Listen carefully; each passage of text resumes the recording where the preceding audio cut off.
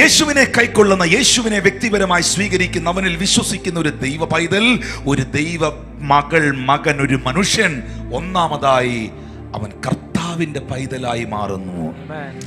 രണ്ടാമത് ബൈബിൾ നമുക്ക് തരുന്ന ഉറപ്പാണ്, അതൊരു വെളിപ്പാടാണ്, അതൊരു തിരിച്ചറിവാണ്.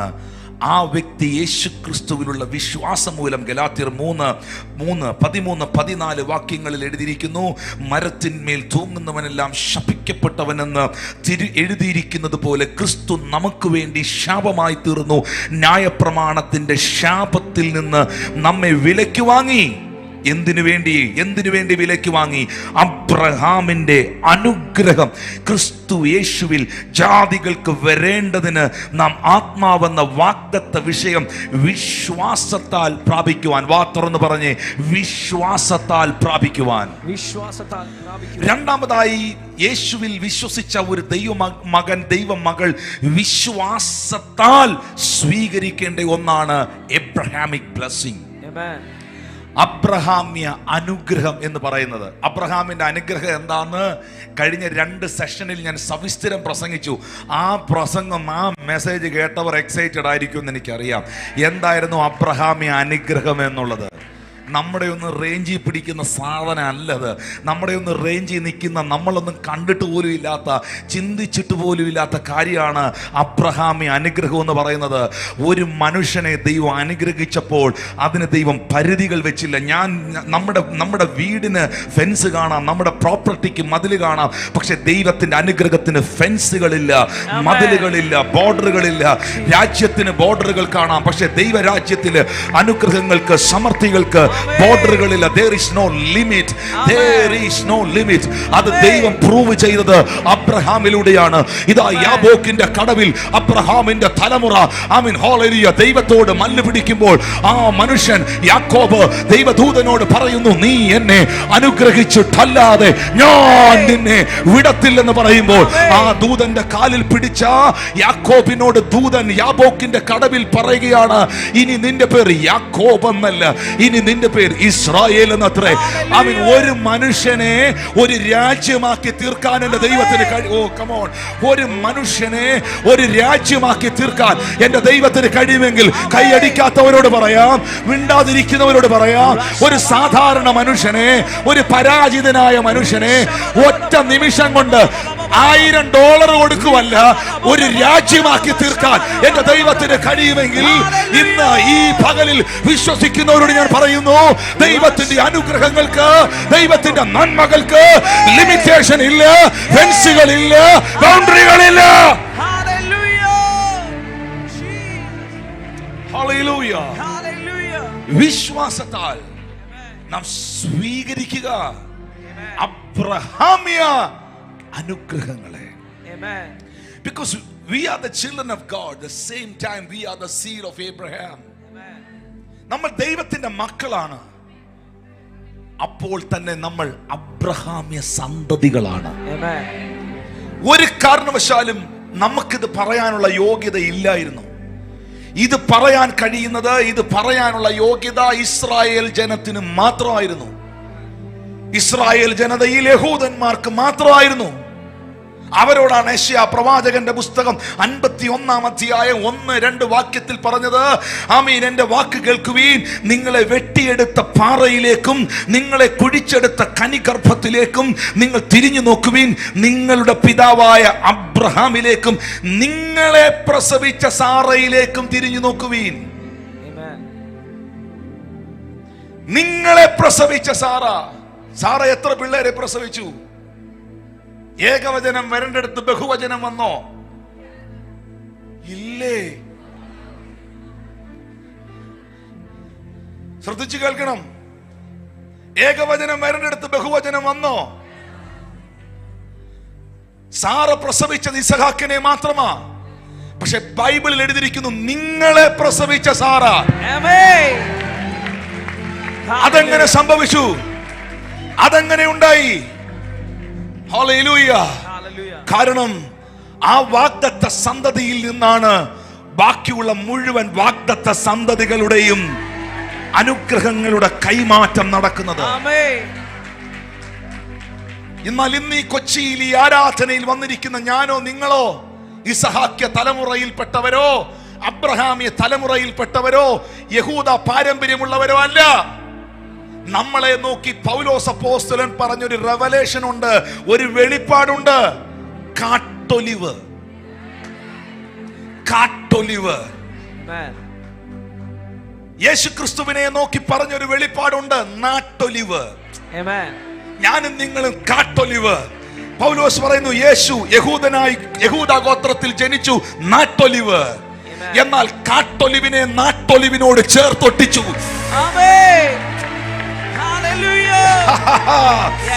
കാട്ടൊലിവിനെ നാട്ടൊലിവായ ക്രിസ്തുവിനോട് ചേർന്ന് ബഡ് ചെയ്തു. ഇന്ന് പകലിൽ നീ കൊടുക്കുന്ന ഫലം, നിന്നിൽ വെളിപ്പെടുന്ന ഫലം ക്രിസ്തുവിന്റെ ഫലമാണ്. മുമ്പേ ദൂരസ്ഥനായിരുന്ന നമ്മെ യേശു ക്രിസ്തുവിലൂടെ പിതാവായ ദൈവം സമീപസ്ഥരാക്കി മാറ്റി. വചനത്തിൽ എഫേസ്യർക്കെഴുതിയ ലേഖനം 2-ാം അധ്യായത്തിൽ പൗലോസ് പറയുന്നു, അവൻ നമ്മളെ തിരുഹിതത്തിന്റെ പ്രസാദ പ്രകാരം ദത്തെടുത്തു. ഓ, ആർ യു ലിസണിംഗ് മീ? എഫേസ്യർക്കെഴുതിയ ലേഖനത്തിൽ അപ്പോസ്തലനായ പൗലോസ് പറയുകയാണ്, അവൻ നമ്മളെ തിരുഹിതത്തിന്റെ പ്രസാദ പ്രകാരം ദത്തെടുത്തു. You got it, that word? Ephesians chapter 1 verse 5. അവനിൽ തിരഞ്ഞെടുക്കുകയും അവനിൽ തിരഞ്ഞെടുക്കുകയും പറഞ്ഞ ക്രിസ്തുവിൽ തിരഞ്ഞെടുക്കുകയും തിരുഹിതത്തിന്റെ പ്രസാദ പ്രകാരം യേശു ക്രിസ്തു മുഖാന്തരം നമ്മെ എന്ത് ചെയ്തു? ദത്തെടുത്തു. അവിടെ എഴുതിയിരിക്കുന്നത് adopt ചെയ്തെന്നാണ്. Unto the adoption of children by Christ to himself, by Jesus Christ to himself, by Jesus Christ to himself, adopted. ഈ അഡോപ്റ്റ് ചെയ്യുക, ദത്തെടുക്കുക, നമ്മളെ ദത്തെടുത്തെന്നാണ് എഴുതിയിരിക്കുന്നത്. ഇതിനകത്ത് ഭയങ്കര ഒരു സംഭവമുണ്ട്. ഒരു കുഞ്ഞ് സാധാരണമായി ജനിച്ചാൽ ആ കുഞ്ഞ് എങ്ങനെ ഇരുന്നാലും നമുക്ക് സന്തോഷമേ ഉള്ളൂ. മനസ്സിലായോ?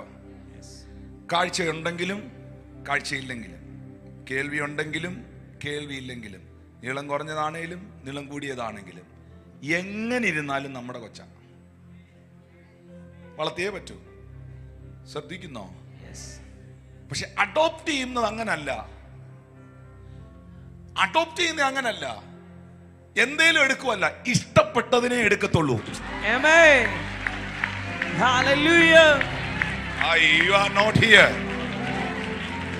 എന്താ നീ ഇവിടെ വന്നിരിക്കുന്നറിയോ? തമ്പുരാന് നിന്നെ ഇഷ്ടപ്പെട്ടോണ്ടാ. വിശ്വസിക്കുന്നവർ ഇതിനകത്തുണ്ടെങ്കിൽ ഒന്ന്, നാട്ടുകാർക്ക് നിന്നെ ഇഷ്ടമല്ലായിരിക്കാം, കുടുംബക്കാർക്ക് നിന്നെ ഇഷ്ടമല്ലായിരിക്കാം, പലർക്കും നിന്നോട് താല്പര്യമില്ലായിരിക്കാം. പക്ഷേ സ്വർഗത്തിലെ ദൈവം നിന്നെ ദത്തെടുത്തെങ്കിൽ, നിന്നെ അഡോപ്റ്റ് ചെയ്തെങ്കിൽ, അവൻ നിന്നെ സ്നേഹിച്ചത് കൊണ്ടാ.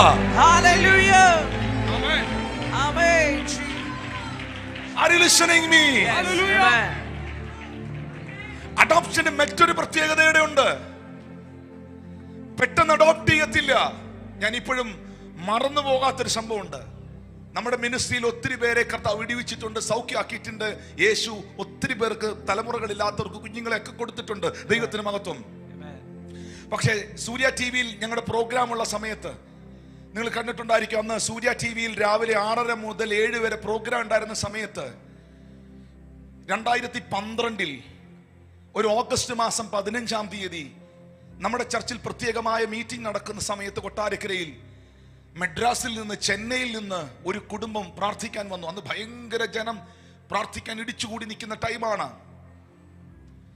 ആ കുടുംബം ചെന്നൈയിൽ നിന്ന് വന്നതാണ്. ഞാൻ ഓഫീസിൽ അവർ കയറി നിന്നു.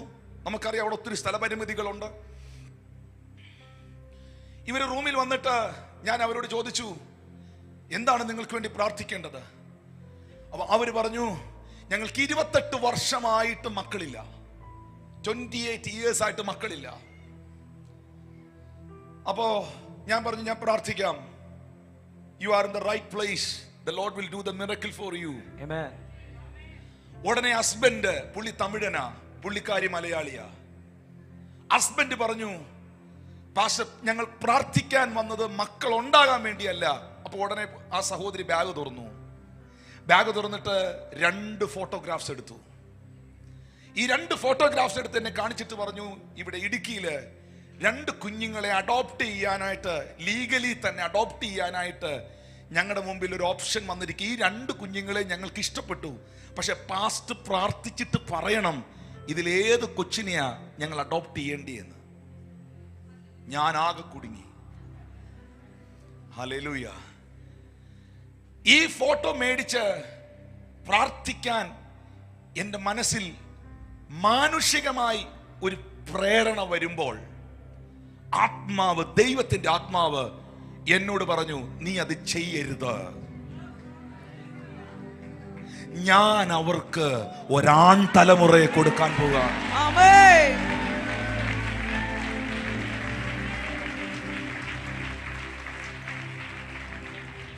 ഞാനൊരു വിഷൻ അവിടെ നിന്ന് കാണുകയാണ്.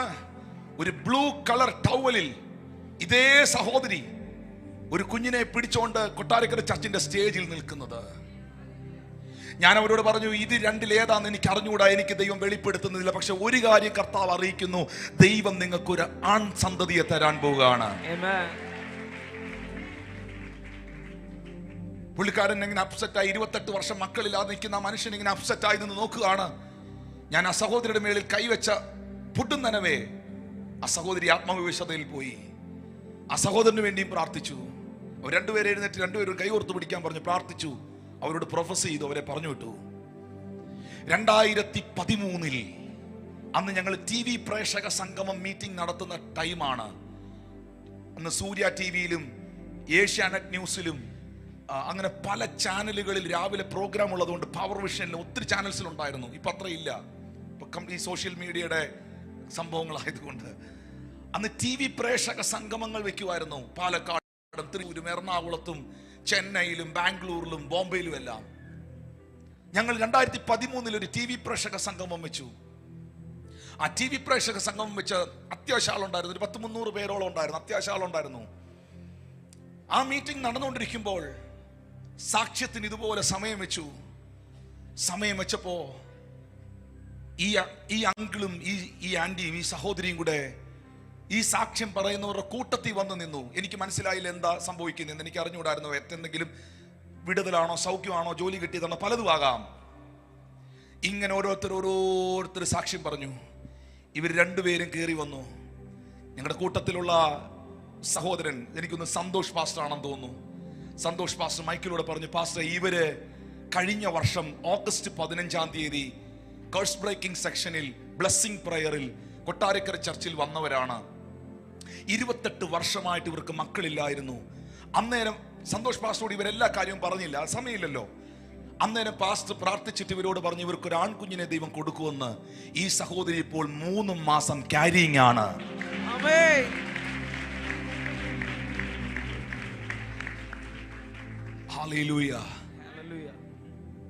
2014 ഈ കുടുംബം കൊട്ടാരക്കര ചർച്ചിൽ വന്നു. ഞാൻ അവരോട് ബ്ലൂ ടവലിൽ നിങ്ങളൊരു കുഞ്ഞിനെ പൊതിഞ്ഞു പിടിച്ചിരിക്കുന്നത് കാണുന്നു എന്ന് പറഞ്ഞുകൊണ്ടാണോ അവർ ബ്ലൂ ടവലിൽ പൊതിഞ്ഞുകൊണ്ട് വന്നതെന്ന് എനിക്കറിയത്തില്ല. പക്ഷെ കൃത്യമായി അങ്ങനെ ചെയ്യാൻ പറ്റത്തുള്ളൂ. നീ വെള്ളം മേടിക്കാൻ പോയാലും കിട്ടത്തില്ല.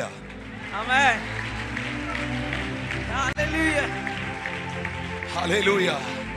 അവരുടെ കുഞ്ഞുമായിട്ട് വന്ന് 28 വർഷത്തിന് ശേഷം ദൈവം തലമുറ കൊടുത്ത സാക്ഷ്യം പറഞ്ഞിരിക്കുമ്പോൾ, ഹേ ദൈവമക്കളെ, ചില കാര്യങ്ങൾ കേൾക്കുമ്പോൾ എൻ്റെ ദൈവത്തെ ഞാൻ എത്ര മഹത്വപ്പെടുത്തിയാൽ, അവന്റെ നാമത്തെ എത്ര ഉയർത്തിയാൽ മതിയാകും.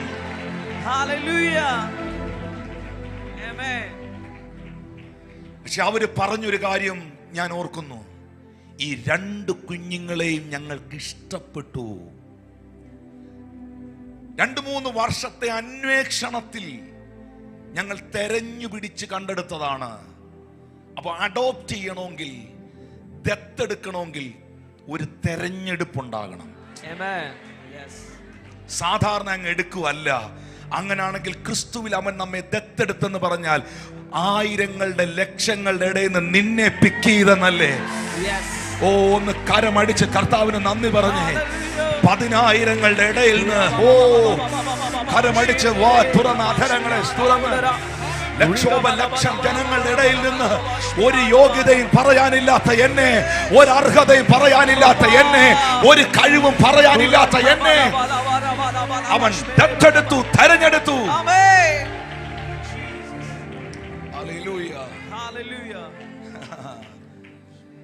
പ്രിയമുള്ളവരെ, ഒരു കുടുംബം ഒരു കുഞ്ഞിനെ അഡോപ്റ്റ് ചെയ്താൽ അവരുടെ എല്ലാ സ്വത്തുക്കളും, അവരുടെ എല്ലാ നന്മകളും ആ കൊച്ചിന് കൊടുക്കാൻ വേണ്ടി തന്നെയാണ്. അഡോപ്റ്റ് ചെയ്യുന്നത് അനന്തര അവകാശി ഉണ്ടാകാൻ വേണ്ടിയാണ്. ക്രിസ്തുവിൽ ഇവിടെ ഇരിക്കുന്ന നിങ്ങളെ എന്നെയും അവൻ ദത്തെടുത്തെങ്കിൽ, ഒന്ന് സ്നേഹിച്ചതുകൊണ്ട് തന്നെ, ഇഷ്ടപ്പെട്ടുകൊണ്ട് തന്നെ, ബോധിച്ചതുകൊണ്ട് തന്നെ. ഹല്ലേലൂയ. ചിലർ നിങ്ങളെ നോക്കിയിട്ട് മൈൻഡ് ചെയ്യാതെ പോയില്ലേ? ഒന്നും വേണ്ട, നിങ്ങൾ അവരെ നോക്കി ചിരിക്ക്, നിങ്ങൾ അവരെ ബ്ലസ് ചെയ്യ്. എന്നിട്ട് നിന്റെ ഹൃദയത്തിൽ പറ, ഞാൻ തമ്പുരാന്റെ ചങ്കാന്ന് പറ. ഹല്ലേലൂയ. എന്റെ ദൈവത്തിന് എന്നെ ഭയങ്കര സ്നേഹമെന്ന് പറ. എന്റെ കർത്താവിന് എന്നെ ഭയങ്കര ഇഷ്ടമെന്ന് പറ. ഞാൻ വലിഞ്ഞു കയറി വന്നതല്ല, ഞാൻ ആവശ്യപ്പെട്ടതുമല്ല, എന്നെ ദത്തെടുത്തോണ്ട് പോയതാ. വിശ്വസിക്കുന്ന എത്ര പേര് ഇതിനകത്തുണ്ടെന്ന് എനിക്കറിയത്തില്ല. ഹല്ലേലൂയ. ആമേൻ. ആമേൻ. അവൻ ദത്തെടുത്തെങ്കിൽ ഉറപ്പായിട്ടും അവന്റെ അവകാശങ്ങൾ, അവനിലുള്ളതെല്ലാം എനിക്കും നിങ്ങൾക്കും കൈമാറാൻ തന്നെയാണ്. ഞാൻ ഇന്നത്തെ മീറ്റിംഗിൽ ഫസ്റ്റിലെ ഒരു പ്രൊഫറ്റിക് ഡിക്ലറേഷൻ ഇടുകയാണ്. ഇന്ന് ഇതിനകത്ത് ചില സ്വർഗീയ കൈമാറ്റങ്ങൾ നടക്കും. ഇന്ന് ഇതിനകത്ത് ചില സ്വർഗീയ കൈമാറ്റങ്ങൾ നടക്കും. In the name of Jesus. ഒരു സ്ട്രെസ്സും വേണ്ട, ഒരു ആൻസൈറ്റിയും വേണ്ട, ഒരു ഭാരവും വേണ്ട. നീ കർത്താവിന്റെ കൈക്കകത്ത്. അവൻ നിന്നെ വെറുതെ എടുത്തതല്ല, അവൻ നിന്നെ സ്നേഹത്തോടെ കയ്യിലെടുത്തതാ.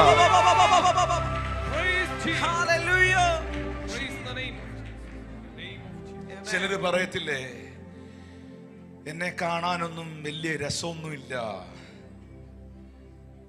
എന്നെ കാണാൻ അവരെ പോലെ വലിയ ഭംഗിയൊന്നുമില്ല. ആര് പറഞ്ഞു? ആര് പറഞ്ഞു? നിന്നെ ഉലകം മുഴുവൻ സൃഷ്ടിച്ച, ഈ പ്രപഞ്ചം മുഴുവൻ. സ്വിറ്റ്സർലാൻഡ് കണ്ടിട്ടുണ്ടോ? എന്നാ രസാന്നറിയോ കാണാൻ? ന്യൂസിലാൻഡിൽ പോയിട്ടുണ്ടോ? ദൈവം സൃഷ്ടിച്ചതായി സ്വിറ്റ്സർലാൻഡ്, ദൈവം സൃഷ്ടിച്ചതായി ന്യൂസിലാൻഡ്. ന്യൂസിലാൻഡിൽ അറ്റ്ലീസ്റ്റ് മൂന്നാർ പോയിട്ടുണ്ടോ? എന്നാ രസാ കാണാൻ. ബട്ടർഫ്ലൈയെ കണ്ടിട്ടുണ്ടോ? പൂമ്പാറ്റയെ കണ്ടിട്ടുണ്ടോ? എന്നെ കളർഫുള്ളാ കാണാൻ. Hallelujah, hallelujah. ദൈവം സൃഷ്ടിച്ചതൊക്കെ കാണാൻ എന്നെ രസാ, എന്നെ കളർ കോമ്പിനേഷനാ, എന്നെ ബ്യൂട്ടിഫുള്ളാ. ആ തമ്പുരാന് നിന്നെ പിടിക്കണമെങ്കിൽ നീ എത്ര സൗന്ദര്യമുള്ളതാ ദൈവത്തിന്റെ മുമ്പിൽ. ആ ദൈവത്തിന് നിന്നെ ബോധിക്കണമെങ്കിൽ, ആ ദൈവത്തിന് നിന്നെ ഇഷ്ടപ്പെടണമെങ്കിൽ, നീ ദൈവത്തിന് എത്ര പ്രഷ്യസാ. വിശ്വസിക്കുന്നവരൊന്ന് കൈകൾ അടിച്ച് സ്വീകരിച്ച്, ആ ദൈവത്തിന് എത്ര പ്രഷ്യസാ.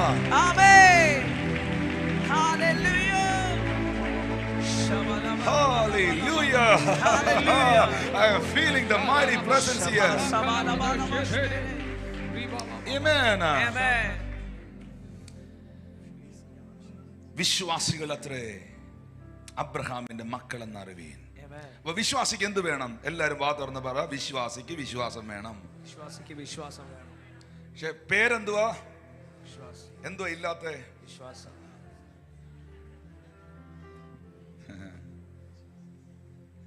ഈ ഞങ്ങളുടെയൊക്കെ നാട്ടിൽ നെയ്യപ്പം ഉണ്ട്. നെയ്യപ്പം നിങ്ങളുടെ നാട്ടിലുണ്ടോ?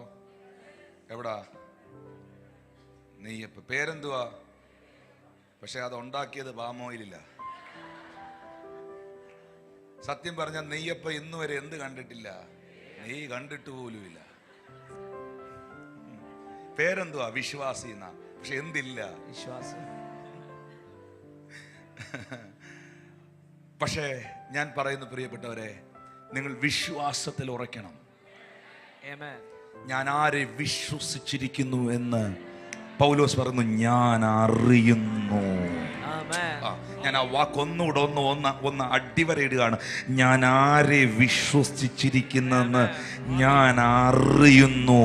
അവൻ എൻ്റെ ഉപനിധി. ആ ദിവസത്തോളം എന്നെ കാക്കാൻ അവൻ ശക്തൻ. ഞാൻ ആരെ വിശ്വസിച്ചിരിക്കുന്നെന്ന് ഞാൻ അറിയുന്നു.